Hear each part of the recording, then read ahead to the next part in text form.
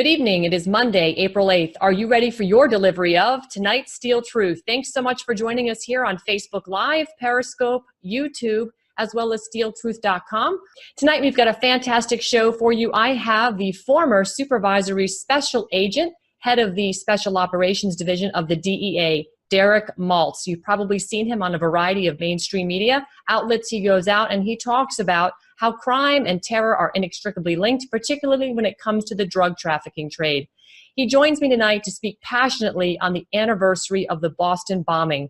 We're also going to talk about Robert Mueller, 9/11, and we'll talk about drugs and trafficking across our own border and the fact that the Chinese are waging a warfare on us, a jihad, if you will, of chemical proportions. So stick with us. We'll be right back with Derek Maltz. This show is explosive. He's passionate, guys. I promise you, you're going to enjoy tonight's show. See you soon.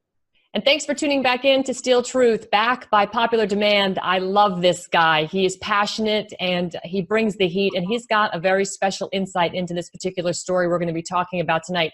Former DEA agent and director of the DEA Special Operation Division for 9 years, ending in mid-2014, says that the institutional barriers between criminal and terror investigators brought the missed opportunity to take down these guys that were involved in the Boston terror bombing, the two brothers that blew up a couple of pressure cookers, blew up and killed innocent people. And a little boy, a beautiful little 8-year-old boy that was torn apart in his parents' arms, hundreds injured. I had a friend running that day. So Derek, I know we're going to talk about this horrible day, and this is very special to you because you're very passionate about it. But I want to kind of step back a second. I want to go back in time because 9/11, really brought this country to its knees. And I've interviewed Bill Binney before, a guy from the NSA, and we talked about the operations that they were involved in terms of collecting data. And as opposed to just being prospective and looking at the data, we were retrospectively analyzing it, which supposedly led to the failure in our own intelligence, right? There was intelligence gathering. We didn't use it prospectively, and we could have probably prevented 9/11 had we used it appropriately. But we had this horrible event. So I want to talk and see, let's talk about that day. Why do you think we were in that position back then, and how does it basically lead into what happened with the Boston bombings? Well, first of all, Ann, thanks for having me. Number one, the threats to this country are evolving every day. They're becoming more and more complex, but the government is very complacent in the way they do things. And there's a lot of reasons for that, right? The bureaucracy and the way it evolves over time. But the bottom line is these terrorist threats, these criminal threats, these transnational crime threats are moving at lightning speed, and we just have to start adapting a little bit better. As a country, we have a lot of dedicated people out there all over the government that work really hard. They dedicate their lives to the mission. They sacrifice their family times. But at the end of the day, the processes are so archaic. And we could sit here all day and talk about the laws that aren't updated. I mean, just look at the border crisis. That's a great example. Right. But the thing is, it's like emerging technology is an example, right? These guys are using encrypted communications all over the place, and our government is using 1968 wiretap laws on rotary telephones. So the thing is that in that particular case, we got to learn from our mistakes. And one of the things, the reason I get so passionate is that we spent millions and millions of taxpayers' dollars to do the 9/11 Commission report. Right. And that report was very thorough, very accurate. So you would think that we would learn from the mistakes. Now, don't get me wrong. We have learned and have done a lot of things much better. But there's some basic fundamental things with information sharing that are still dysfunctional. And dysfunctional information sharing will cause people to die. Is that what led to the Boston bombings? In my opinion, again, I'm not one of these Monday morning quarterbacks that trying to criticize any particular agency or any particular person. I'm trying to make things better for the future so we don't have it happen. I'm not big on blame, right? I'm big on solutions to make things better. And so historically, you have to remember, some of these terrorism investigations tend to be very, very sensitive, very, very classified, right? So it is a little complex on how do you share this information back to the guy on the streets, the working cop that knows everything that's going on. I mean, the law enforcement on the streets, the patrolmen, right, and women, they know what's going on. They have the informants. They know where the information is. The people that are up in these different DC operations, they're in their own little bubbles, right? And sometimes they lose sight over what's happening in the real world.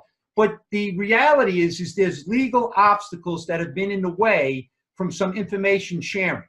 So in the 9/11 Commission report, you will see that one of the biggest issues was the lack of information sharing when there's information developed in a foreign investigation coming back into America to give it to the people that can investigate in America, right? Right. There's legal barriers, all kinds of obstacles, U.S. person issues, everything like that.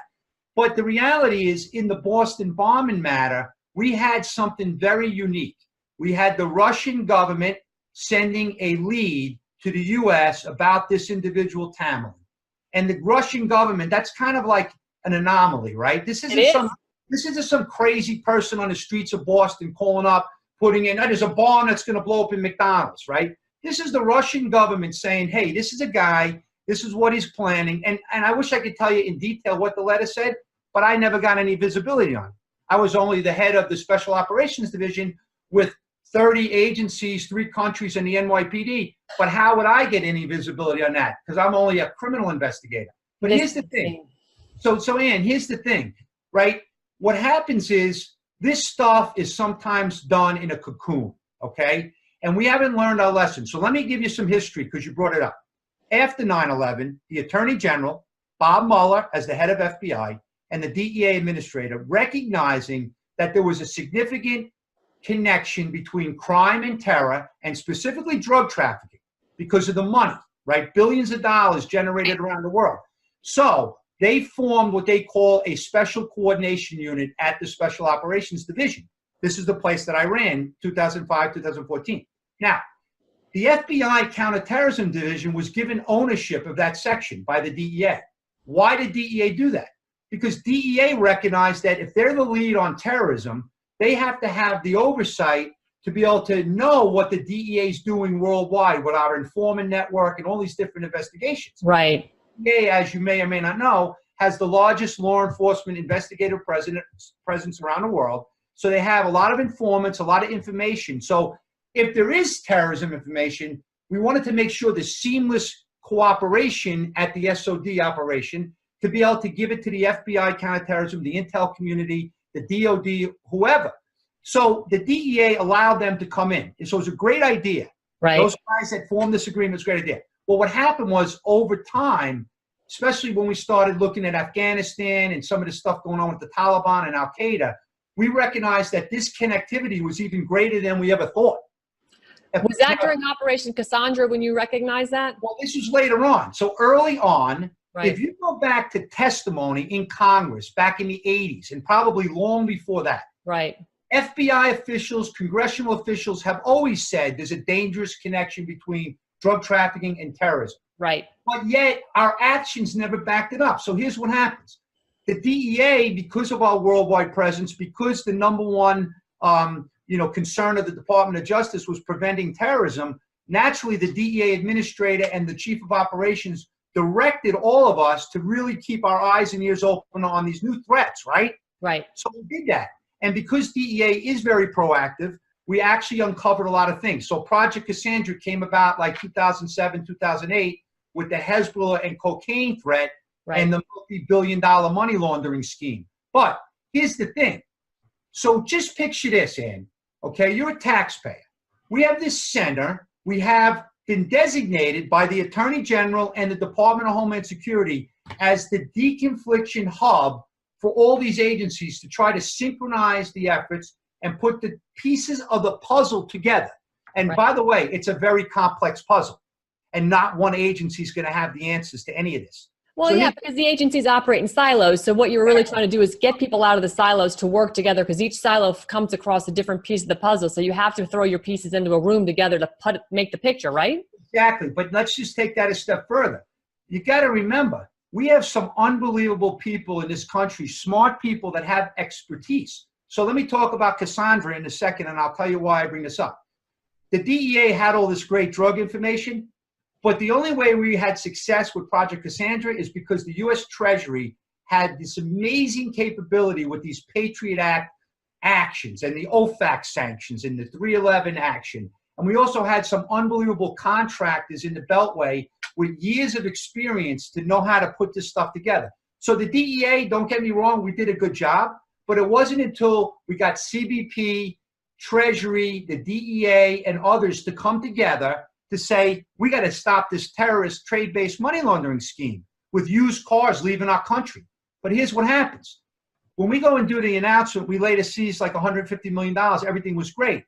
That particular case could have been much more successful, but we couldn't get other agencies in the government to come together. Because they didn't want, because the barriers that we talked about, the historical, cultural, institutional problems, right? So here's the thing. From the DEA's perspective, we did the best that we could do with the cooperation we got, and it was pretty successful, as you may or may not know. But here's the thing. We always proactively reached out to our counterpart agencies to make sure we were utilized as a resource for them.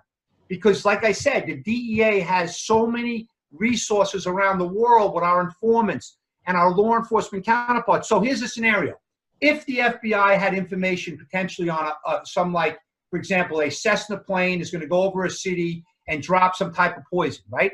Right. We can reach out to our informant network and find out, hey, do we have any pilots to try to verify this stuff? Because we have informants that are pilots, bankers, you know, all types of boat captains. We have all types of professional people as well, not just criminals, right?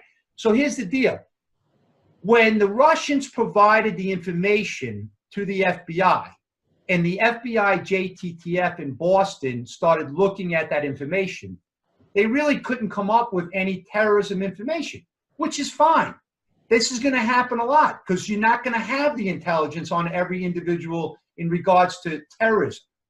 So what happens is they have an internal bureaucratic process, check the boxes, boom, boom, boom, boom, boom. At the end of the last check, when there's no information, before they can close out the lead, they have, I guess, a process to go interview the subject, right? Right. Well, my understanding is they went out, they interviewed him. Now, I joke around about this. I'm not saying it happened this way, Ann, but I'm a character like this. Hey, Tamlin, you a terrorist? No, sir, I'm a good American. All right, have a nice day. Case closed. Yeah. Here's the problem with that. In April of 11, it was March or April of 11 when they got the information from the Russians. My operation never had the chance to look in our database to see maybe we had some intelligence on Tamlin's criminal activity. Now, what's really sad, Ann, is that I had a deputy FBI agent that was my deputy at SOD, and he's like my brother. And that man was so awesome as far as what he would do to do something great for this country. And he didn't care what agency, he just wanted to do the right thing. He was my deputy. The Special Coordination Unit, which later became the SINTOC, Counter-Narco-Terrorism Operations Center, the reason we had to build up this thing is because we had so many case overlaps, right? Okay. Now, they never called our operation in 2011 to check if we had any information on Tamlin. Well, it's no surprise to anybody watching this, because there's been hearings on this. No information was even shared with the Boston Police Department. It was their city. They didn't know Tamlin was a suspected terrorist in their community. As a matter of fact, Ed Davis, who's a great guy, the former police commissioner, he has testified it would have been nice to know that Tamlin was in my neighborhood. I saw that. Maybe we could have done something about it. Well, okay, so let me go on. So what happens is, of course, from early 11 to the bombing day, which is now we're coming up on the 6th year anniversary in a couple of weeks, next week, on tax day, right? Right. That's why I get really fired up with this, because it just gets me sick to think little Martin Richard is out there watching the marathon with his family and the bomb goes off and the kid is blown to pieces. That really makes me crazy. So here's the deal. So after the bomb goes off, now, of course, everybody is like reaching out to everyone. What do you know? What can we get? We're building intelligence. Naturally, at this point, the JTTF reached out to the FBI in my operation, and we did some checking on the information they gave us. Well, we immediately found out that there was 14 direct contacts from drug cases in New York City by Homeland Security and DEA directly to the cellular telephone that was in the possession of Tamlin and/or his sister. Now, I tell you and/or his sister, and I'll tell you why. Because originally, as the head of SOD, I was very concerned about this. So Right. I asked my friends in the FBI who was actually holding this phone. Whose phone was it? The first response I got back was it was definitely Tamerlane's phone, okay? But then after they saw what I was saying and what I was doing, the story changed, that it was the sister's phone. Now, as I sit here today, I still don't know, was it Tamerlane's phone or was it the sister's phone? But what I can tell you is I got two different stories, and the stories may have been innocent. They may not have known, right? So we immediately checked. The first thing we found out is that the sister had been involved with a undercover transaction in Philadelphia with a DEA undercover agent. They were in the process. The person she was with, she was in the car when they were negotiating a heroin deal. So, all right, so the sister, she's involved with drugs. All right, this isn't the end of the world, but at least there was some investigative value to investigate. Right. Okay, but here's what was disturbing. There was many calls directly to this cell phone. There was 5 calls from the Manhattan Correctional Facility. There was a prisoner for drugs in the prison that was calling this number.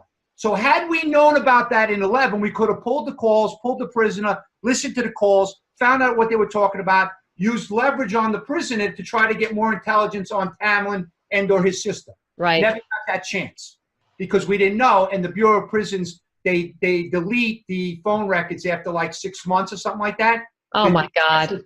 The content that we never could listen to because it was gone. So now, there was also direct calls from Homeland Security cases and stuff like that. So we provided all this information to our counterparts up there, and we offered whatever assistance we can give. But what happened was we then learned through other investigative checks that, and this is the part that really gets me fired up, okay, if I'm not already fired up. Okay, so here's the deal. Try to follow this. Remember, we don't know any of this during the time frame. We learned this after the fact. Right. On the 10-year anniversary of 9/11, there was a very violent, nasty massacre in an apartment in Waltham, Massachusetts. There were 3 young men mutilated. I didn't see the crime scene photos, but I was told a couple of them almost had their heads taken off with a razor blade or whatever they used. Okay. Blood everywhere, and they were covered with sheets and had marijuana sprinkled on their bodies. So when the cops came to the scene, their initial reaction was, because it was marijuana, they figured it was some Mexican cartel hit, and they just kind of like did their investigation, trying to figure out what happened, because they had never seen anything like this in their town, right? My understanding is that one of the neighbors told the police up there, hey, you may want to look at this guy Tamerlan, because he's always over here in this apartment. He's friends with these guys. Wow. And as a matter of fact, we learned that one of the deceased was a guy named Brendan Mess. Brendan Mess was a gym buddy of Tamerlan's.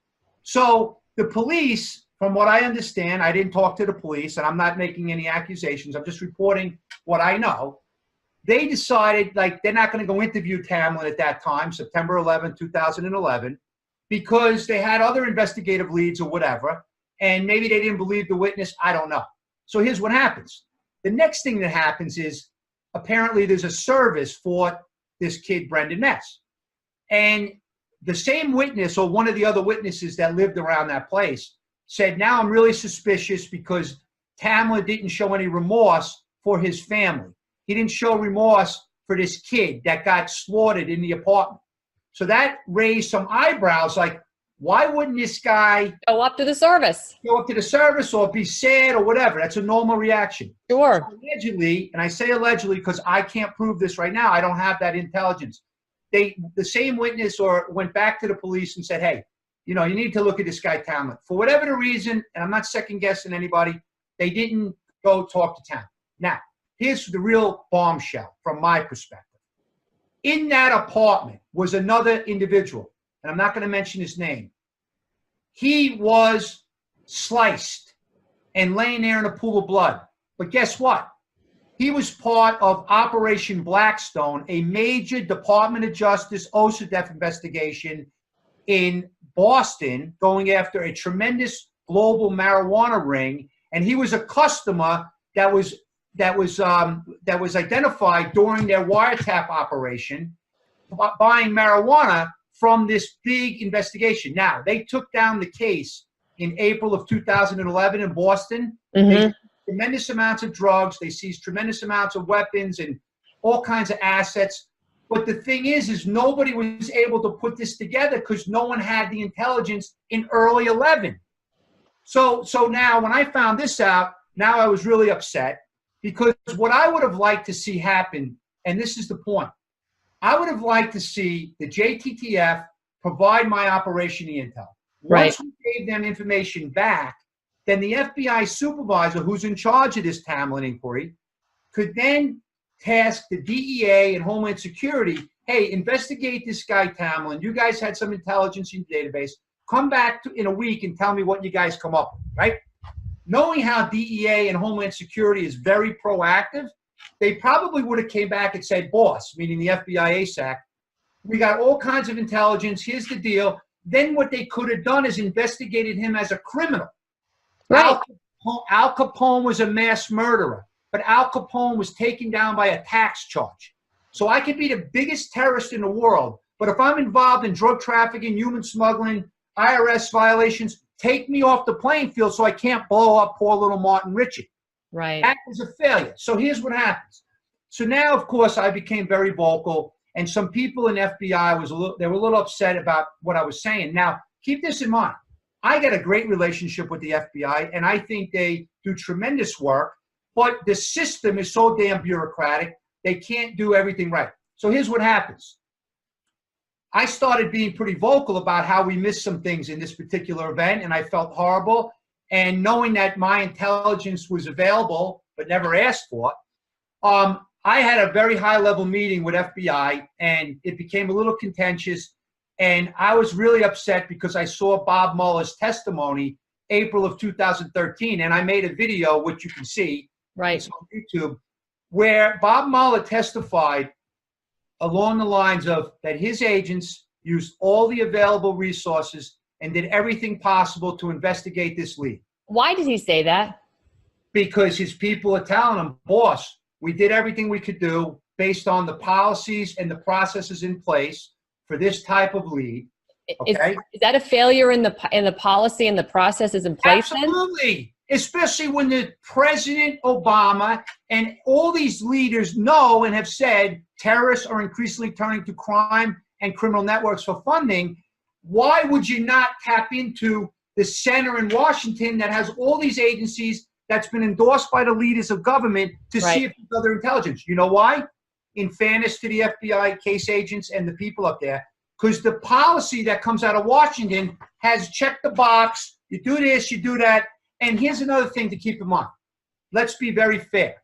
The FBI gets so many leads every single day that they are mandated to follow up and do like a little review on. Right. It's impossible for them to adequately address every single threat that comes in, because most of them are crazy people that are out there just trying to cause havoc, that it's not real, but they still have to investigate. So the point is, Ann, that I don't want it to sound like I'm being this big Monday morning quarterback. I'm not, because there are certain inquiries like this is an anomaly, right? The Russians don't call up the United States every day with this kind of lead. No. So what happens is it becomes very contentious, and the guy came to see me, and he's a really nice guy. I love this guy. He's a real hardworking FBI. But here's the thing. He even recognized that our system needs to be adjusted. So he said to me, Derek, what do you... I told him, real simple. The DEA has a deconfliction system that we offer up to all the agencies in America. Get your internet accounts, put an account in every single JTTF, and in the future, when you have this information and you're at a dead end, before you do the interview, send it to SOD, see what we may have. Right. Maybe we won't have anything, but at least you can feel you did more, right? Right. He agreed 100%. But now here's the sad part, Ann. Not only did he agree, but as an executive leader of the FBI, he then went out to his JTTFs and he mandated that they activate these accounts, initiate these accounts. There's only one problem. They initiated the accounts, over 800 accounts. When I checked a few months later what kind of data was going in there, I learned that 90-something% of the accounts were never even activated, and probably 5%, not even 5%, a few accounts had any information in it. So it really wasn't taken serious, and there was no push. Now, the bureaucratic lawyers would say, you can't put the classified information into that system. Well, Right. guess what, Ann? That information's not classified. A phone number or an address is not classified. Right. They're not Derek, asking for details. Derek, do Well, you think that maybe the Russian, I mean, something occurred to me because, you know, it's always a game of chess, right? Who's doing what to whom, and espionage is good information, bad information, disinformation, no information. Do you think maybe the Russians was sort of like a penetration test to see how good our intelligence communities work together? They shared some pretty good information, and they wanted to see if this guy was going to get away with anything. Maybe they had, you know, they knew he was being radicalized over there. Maybe they knew what his plan was, and maybe they wanted to see just how sophisticated we were in terms of our intel sharing. And they got the message loud and clear. We stink at it. Well, let's put it this way. I'm no Russian expert. I'm no intelligence expert, right?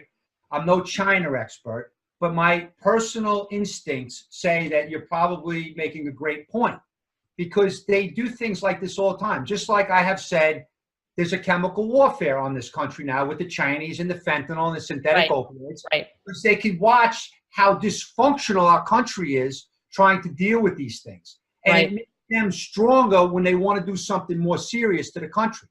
Right. So as they're cyber hacking and they're stealing our identity, then they throw out this other thing and they can kind of cause some chaos. Yeah, so I do believe that's a proactive intelligence like gathering mission. I don't know that for sure. It's just speculation on my part.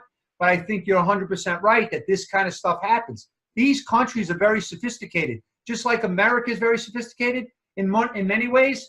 But when it comes to some basic things, you know, we're just not doing the things that the public would expect. Does it make you mad to see Robert Mueller today wrapping up the Mueller report with a big fast goose egg? The president's basically been exonerated. There was no collusion with the Trump campaign and the Russians.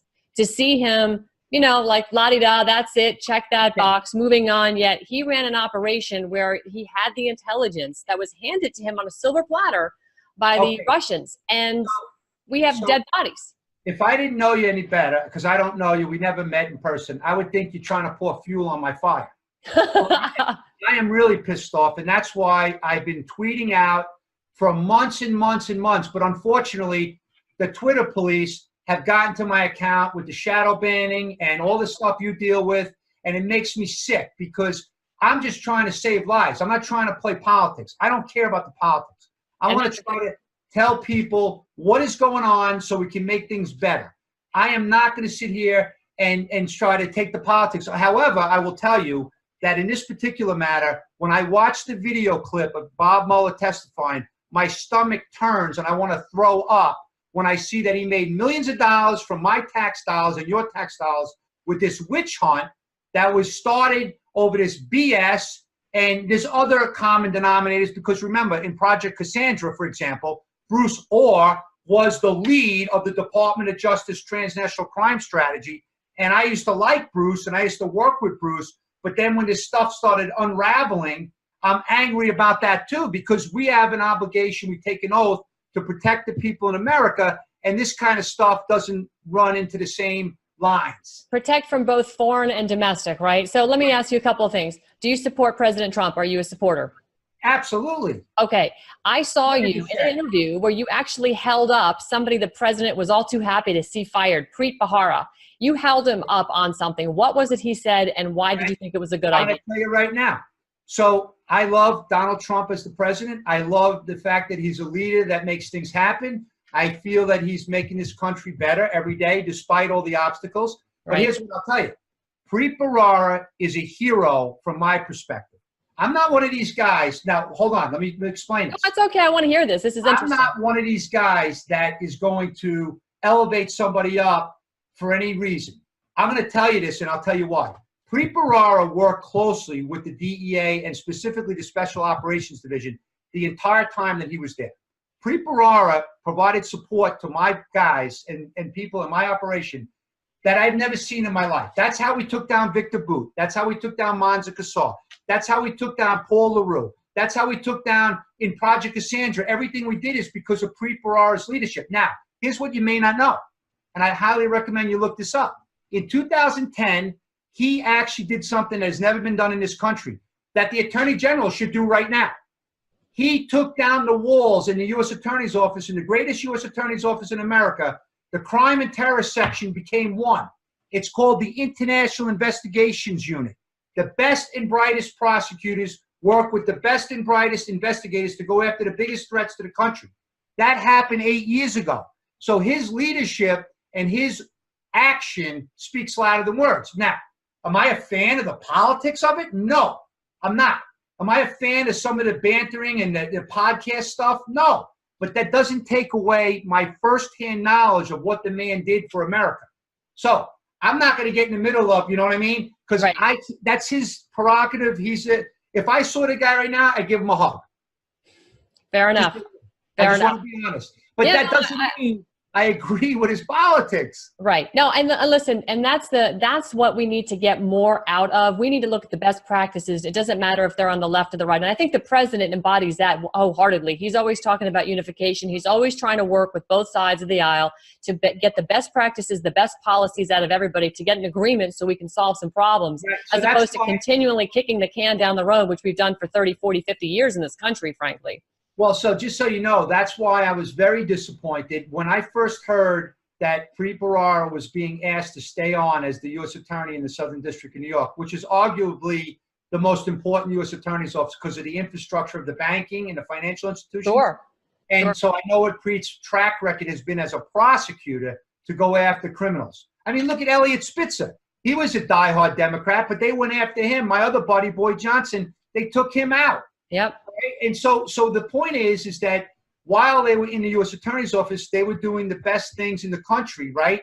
So from my perspective as a law enforcement executive, to get that kind of support is unbelievable. So what you don't know, Ann, and don't get me, I don't mean this in a negative way, is that most of the United States attorneys around the country, they're not very proactive. As a matter of fact, a lot of people complain about what they don't do, okay? And this is something that you know, because I could tell by your reaction. But Preet and his people were so far advanced. They used to do cases from all over the country that they shouldn't even been doing, but they did to go after the bad guys to make America safer. So when Donald Trump said he's going to keep Preet on, I was very excited because I don't know if there's a better pick for the Southern District of New York that I could think of. Nothing against Mr. Berman because he's pretty much doing a great job from what I see. But the thing is, I was devastated when I heard he's out.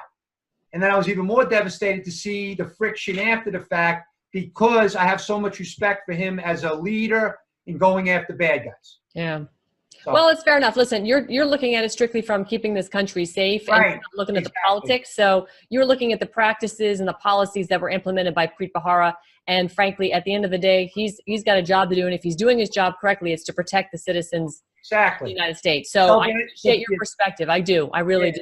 And I don't want it's business, I don't want the viewers to think like, here's this guy, how can he like this? He's a monster. No. My viewers are smart. They're the smartest viewers. Believe me, these people don't tune into television. They tune into online media because they know they're getting information that they're not finding on TV. No one's going to talk about this stuff on TV, Derek. You know that. You're in media. You go out and you do this all day long. You speak about this all day long. You don't get nothing more than 3 to 5 minutes on Fox or CNN or MSNBC. You don't get an hour to talk about this and break it down in simplistic form. So this is why we do what we do. Listen. Listen, this is important stuff. Let's switch this conversation now. We've got the border situation. It's clearly in crisis. I've, got some information from DHS the other day. The numbers are staggering of how many people are coming across the border. It's just insane, the amount of people right now. We still have a drug problem. We still have a human trafficking problem. You've talked about, the jihad being waged against this country with the fentanyl coming in. That's Chinese fentanyl coming across our border here from Mexico. If President Trump closes the border, right, that doesn't mean he's sealing all the land across Texas and Arizona. We're talking about the ports of entry. If he closes the border, is that going to have an impact on stopping the drug and human trafficking trade? Absolutely. So I made this little pretty diagram for you. I know this is probably not the best way to do it, but I'm going to have my producer put it up on the screen, but you put it up right now. I made this just before the show. I don't know how well you can see it. See it great. See all the dots? The dots represent people. The other squares are cars and trucks. Okay. Put a wall up, which represents that blue line. Everyone's going to have to come through the port of entry, which means our resources can be put at the port of entry on cars, on screening, on technology for X-ray, drug detection. We have some unbelievable Americans that are developing great technology. So right here is where we want our people. Right. We don't want our Border Patrol guys running around in ATVs in the middle of the night with night vision goggles trying to see all these people walking over the border. That's not productive. Yeah. So what I will say is a border will not stop drugs from coming into the country because the demand for drugs is so high because the previous administrations have neglected the demand issues, the education, the prevention. Right. So our kids are taking pills and they're doing all these things because they don't know any better. And once you're hooked on this stuff, and you're hooked. So then the bad guys like the cartels, they take advantage of the vulnerabilities and the addicted people by putting out this other poison. So the bottom line is, yes, the wall's going to help. The wall in concert with all of this other stuff, the technology, the resources for Border Patrol, and also the other thing is to try to update some of these antiquated laws.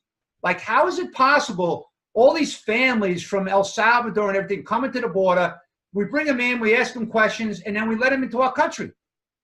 Look at this MS-13 thing in Maryland recently. They stabbed the guy and they burned his body. Look at what goes on in Long Island with the rape, kill, and control model, right? Our schools in the country. And so we're letting these young kids in because they're coming in their families. Like, anybody can see that this is a problem. This is not that hard to understand. Derek, is it the globalists that are really freaking out about getting the border shut down because you've got multinational companies that are manufacturing in Central America and Mexico predominantly, and we import those products in here to the tune of billions of dollars a year? Are they the ones that are worried about their stock prices and their shareholder valuations because we closed the border, which means none of those goods and services can come over here? Is that where the threat is? And are those people going to put pressure on Carlos Salinas's mob, otherwise the president of Mexico and all his governors? Are they going to put pressure on them to say, stop the nonsense so that we can continue our end of the business? Because at some point, the globalists want these immigrants in here. They want the human trafficking. It's money, it's drugs, it's all of it. And you can make a lot of money off trafficking people because it's over and over and over resales, right? Drugs are one and done. You do a line of coke, it's gone, but you can sell a human over and over. Are they going to be able to put enough pressure on the cartels in Mexico, on the government in Mexico, to stop the caravans, because they are going to get so much pressure from their shareholders in these companies that are doing business, that are transacting here in this country legally? I think so. And if you listen to the president's words recently, right, I guess he backed off, like, shutting down the border for now. Right.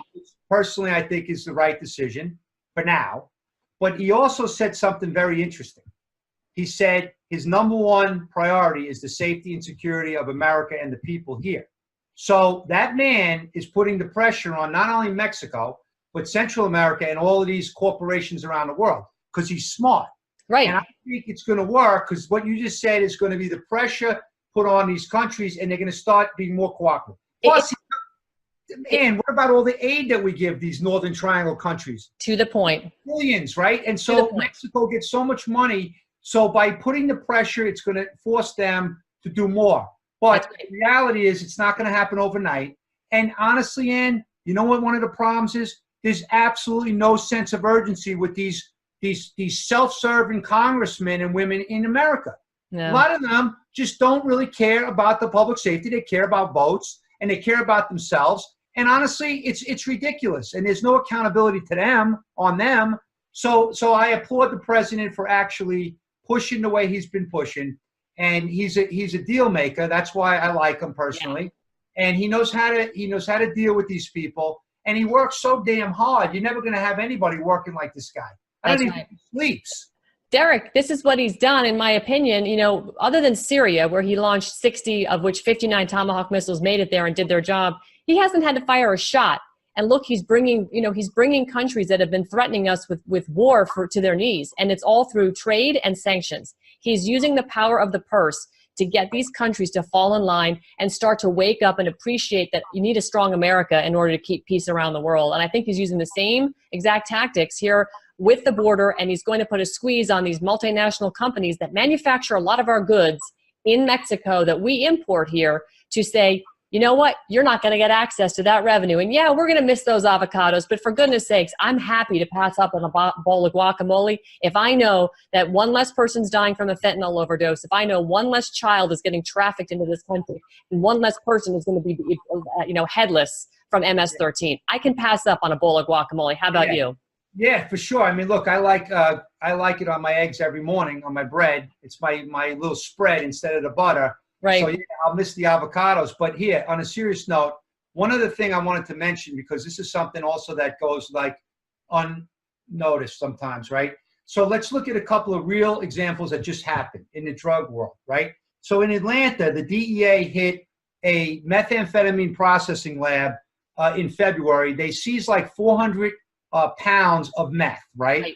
It was like the largest methamphetamine production lab that they've seen in that region or maybe in the country for over 20 years. Now, here's the thing. What people don't realize is that 6 out of the 7 that they arrested that night were all illegal. Now, how did they get here? They walked over the porous border. Of course. Okay. Now, after that success story, oh, and by the way, you don't see too many protesters because in that particular lab, what the experts have told me is that if you want to produce 1 pound of meth, it's going to create 5 pounds of toxic waste. So there's potentially 2,000 pounds of toxic waste from that lab that the DEA now and others have to clean up. But if DEA didn't seize the lab, what would happen with that waste? So where's all the environmentalists and the green, right? Okay, so let's go on now. There was another big operation taken down in Atlanta and in Charlotte, North Carolina. The majority of these people are illegals. So they're walking across the border, and it's like you said before, you know, you talked about the drugs, they come and go, they're sold, but the people stay here. And they're the ones that are doing the violent acts. They're the ones that are moving the drugs and the money. So the cartels can be even stronger and more powerful. So there's so many of that. Like I now look at that. Every time I see a big DEA arrest, I contact my buddies and find out that, yeah, the majority were illegal. Because the cartels have saturated this country in almost every city in America. Derek, is Carlos Salinas the puppet master behind a lot of our own government? You know, I wish I could tell you for sure. I mean, I don't have that expertise. I don't want to start finger pointing. I can tell you from my personal opinion, it's a disaster what's going on with those people. And honestly, it's just getting worse. And I've heard some unbelievable testimony by some really professional guys that are telling us really, really clearly, this is just getting worse. And you know what else bothers me? I got to tell you this, because you already could tell that I get really cranked up. What bothers me is we had a Homeland Security director who I admire her dedication and her work ethic. She goes in to brief Congress on the crisis on the border, and they arrogantly dismiss her like she's like some third grader. Right. How does that happen? How are they allowed? That's my point. That's my point. Somebody is paying big-time lobbyists to pay off our politicians to not solve the immigration problem and not solve the problem at the border. They don't want it solved because there's bigger powers at play here that are funding our own government to fight against each other and have a stalemate. And that's what this president has. This is why President Trump is so popular, because he's not beholden to any of these globalists, any of these other powers, Soroses, the cartels. He's got nobody that lined his pockets. He built his own fortune. He ran on his own fortune. And yes, he had a lot of very small donations from a lot of Americans that are just sick and tired and fed up of being used and abused and executed and passed aside by powers that have not their best interests at heart. And that would be our own federal government. Sad to say, the majority of our federal government, I don't believe, has the best interests of you and me at heart or anybody else that's watching this program right now. They are interested in making sure they keep their job and their power. And they become drunk with power. And they're lulled into that sense of security because the money keeps coming in from the K Street lobbyists. Who and where do they get that money from? Cartels and other big globalists around the world that run these big companies. Right. A couple of points on that topic. Number one, okay, the vast majority of the agents and the investigators that I have come across have a genuine care to fight back. Absolutely. Right. The problem is once you get elevated to certain levels, then the power corrupts, right? Right. So power then starts getting into their brains and they start thinking about the money and my next job. Right. And so what you see across the board, like for example, with big pharma, with big communication industry and some other, social media companies and some of the tech companies, since they have so much money and so much power, the people in the government that are responsible to go after them and hold them accountable don't want to do it. No. They don't want to do it because then when it's their time to get a job, they're not good anymore. They have like now a mark against their resume, against their name. Right. And with the power of social media, you can't hide. Like people are going to find things that you say. People that I mean, I'm not telling you what you live this. No, they'll dig it up and they'll throw it in your face as soon as they think they have something, whether they've interpreted it correctly or not. They're going to try and weaponize it against you. Devin Nunes, is he a hero for suing Twitter in your eyes? Oh my God, I can't wait to see what happens with that. I hope for a successful, judgment. I tell you, he also exposed a lot of things early on in D.C., and people didn't believe what he had to say. He was crucified for it. He was crucified, and he was publicly humiliated. Yep. The man stood up strong. He continued to put out the message. He stayed very stable. His message was consistent. And then now he can sit back and say, I told you so. Because what I'm hopeful of is this attorney general, who's a no-nonsense guy, who has a lot of experience, is going to put the pieces together and start directing people to do what the American public would expect. Right. Hold accountable, period. All right. You were in New York in the 80s, were you not? Yeah. Okay. Donald Trump, informant for the FBI when he was building the casinos in Atlantic City? I have no idea. I've read some stuff. I've seen some internal FBI documents that are open source, not classified, that would lead you to believe he was an FBI informant in the 80s because, of course, building those casinos in Atlantic City, he was up against who? The mob, right? Yeah. In the 80s, you had 5 big mob families taken down. And he was interacting with those families when it came to unions, labor, et cetera, et cetera. The interesting thing about all this, where we are right here, right now, is the players that were involved during that time period when the mob was taken down were Mueller, Rosenstein, and Barr. Those 3 players were all there together at the same time. Isn't it interesting? They're all here now, and that Barr and Rosenstein is still in a job. In fact, was asked to stay on past his point of resignation. Kind of tells you something. So while I appreciate why you're very angry with Bob Mueller right now, because he had the opportunity to make sure information that came in from the Russians. Can I tell you one thing right now? Because you brought it up. He also was responsible for creating the very thick and large wall within the FBI between the criminal and the terrorism entities. And I'll tell you for a fact, because I have a lot of friends in the FBI. The criminal investigators in the FBI are the ones that know what they're doing. The ones that are in the CT division, historically, over the time Bob Mueller was there, they were promoting brand new agents, putting them in the CT division that had never done an investigation. So they didn't understand how to go after bad guys. The criminal guys were very frustrated with this. But here's what happened. They were treated like the stepchild in the family. Bob Mueller cared about, because his job was preventing another 9/11, which God bless all of them for doing that, because we haven't had another 9/11. But here's the point. They took the eye off the ball with the criminal side of the FBI. Instead of integrating them as one powerful force, they put the wall up. That's directly against what the 9/11 Commission report said. Right. That's why I'm a little angry. Listen, I don't think Bob Mueller is a good guy in any stretch of the means. I think Bob Mueller has become a leveraged black hat. I think President Trump knew where all the bodies are buried with Bob Mueller. While they had some success taking down the mafia crime families in the 80s, I think that they also collectively got together and said, Bob, here's the thing. We know that you were involved in this, and this. Your hands are dirty, going back to Whitey Bulger and on from there. So either you're going to help me do this job, because we've done RICO work together with the crime family, the mafia back in the 80s. The deep state's nothing but a big RICO case. And you look at Weissman and all the other attorneys working for Mueller, they're all white-collar RICO attorneys. So essentially, you've now made all those attorneys unavailable to people that are involved in these RICO cases, which starts with Obama and Hillary Clinton, et cetera, et cetera, et cetera. You look at everybody involved, it's a giant RICO case. And it almost seems like this is just the same thing happening today. And while you have players like Bob Mueller and Rosenstein, which have their hands dirty with Uranium One, for instance, with the fact that they, built walls inside the FBI and didn't allow information that would have been critical for this case for Boston bombing, which near and dear to your heart, makes you furious, as does millions of worldwide people. I think that the president has been very, very crazy like a fox, as you say, but smart as anything, and he's absolutely pulled the right team together to help disintegrate the deep state. Is it perfect in this world? No. Is there anything perfect in the world? Absolutely not. But I think he's doing what he can with the sausage that he has. And we know making sausage is dirty, but he's going to dismantle the deep state.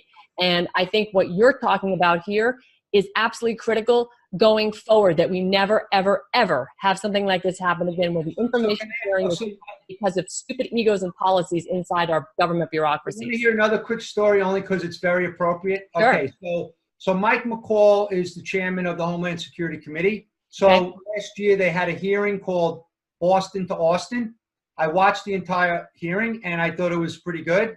The police officers and everybody down that got the Austin bomber, right, very quickly, and FBI, and everyone did great.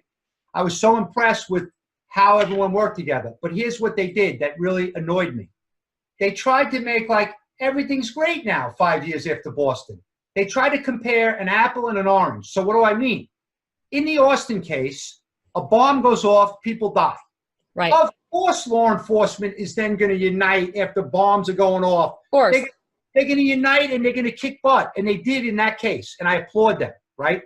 But in the Boston case, information comes in, you don't really have anything 2 years prior to the bomb, and there was no cooperation. So how do you compare the cooperation in those two cases? It's totally different. The circumstances is different. Right. So what I want to see is what's happening now with information that comes in to the JTTFs and how are they dealing with the criminal elements? And I already know the answer.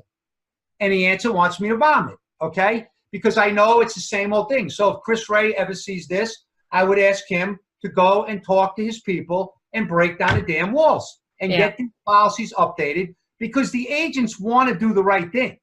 That's the sad part.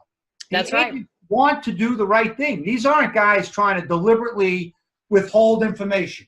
This is not what this is about.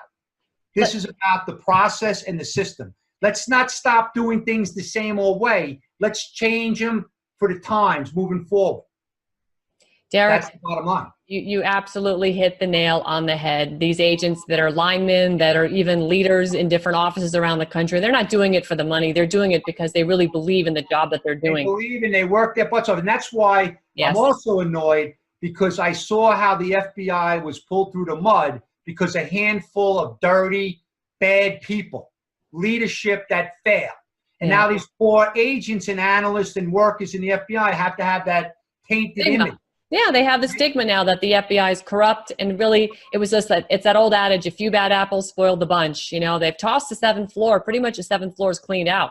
You know, we're waiting for the first true arrest to be made, and see, you know, I don't know if it's going to be McCabe or whom, but somebody's going to be going down over there. One thing I have to tell you, I never met Chris Wray, I never met David Bowditch, but from what I've seen on TV and what I've heard, I'm happy to see that they are regular guys that have gotten their hands dirty, that want to do the right thing. So I'm very pleased in what I've seen. But now I just want them to look at these other things that they may or may not be aware of. Well, because they're working hard, you know what I mean, trying to do the right thing. Yeah, honestly, Derek, I hope they see this. I hope Chris Wray takes a look at this and said, I need that guy to come in and help me sort all this mess out. That'd be a great consulting gig. I don't need a consulting gig. I just want to help in any way I can. Yeah. I mean, unfortunately, when General Kelly was still at DHS, I got a call one day from his assistant that he was looking to maybe help me and bring me back into government to do a transnational crime job. And then it never happened because he left. He went to the White House. But, you know, things are meant to be. So I'll continue to do the best I can from the sidelines. And if anything happens where somebody wants me to help, I'll entertain anything because I want to help. We need a lot of help. And we need the smart people in America that are out there with the technology and everything to help as well. That's another issue that you glanced over it, but you hit it hard in that.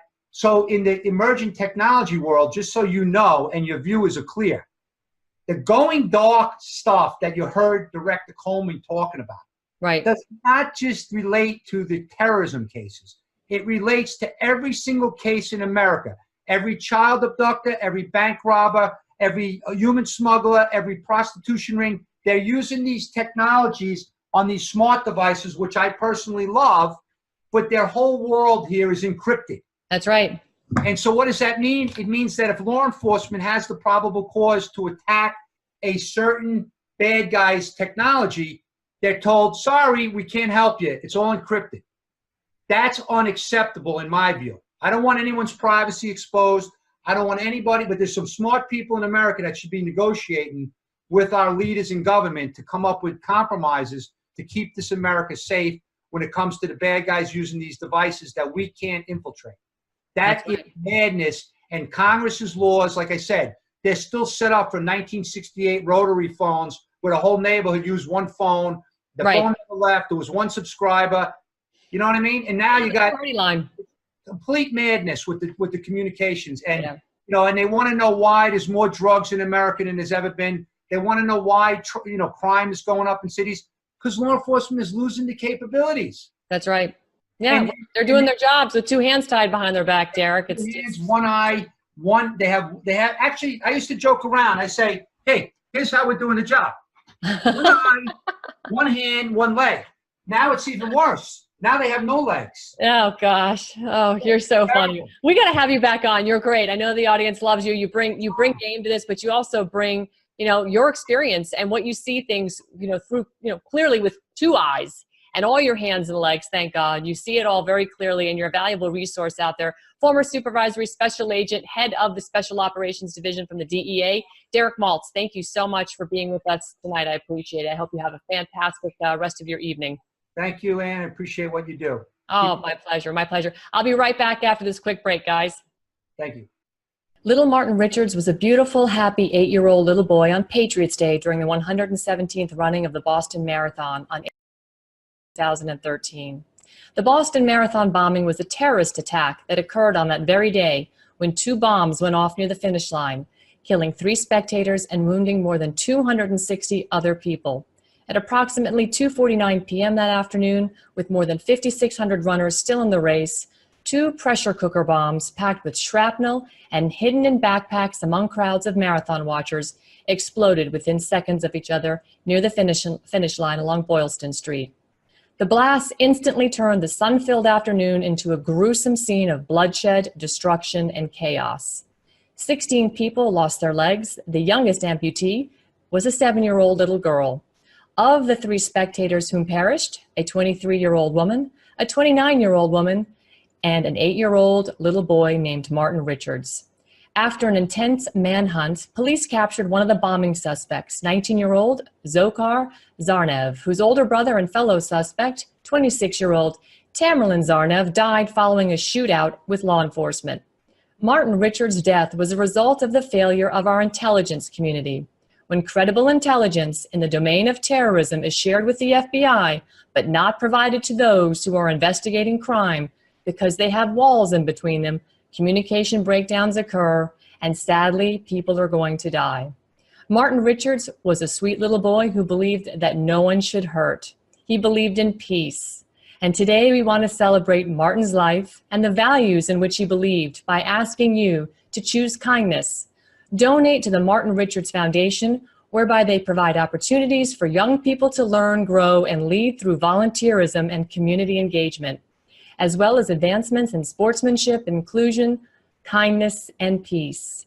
The vision at the Martin Richards Foundation is to envision a place where people recognize the humanity in others and model the decency needed for a united, compassionate, and inclusive community.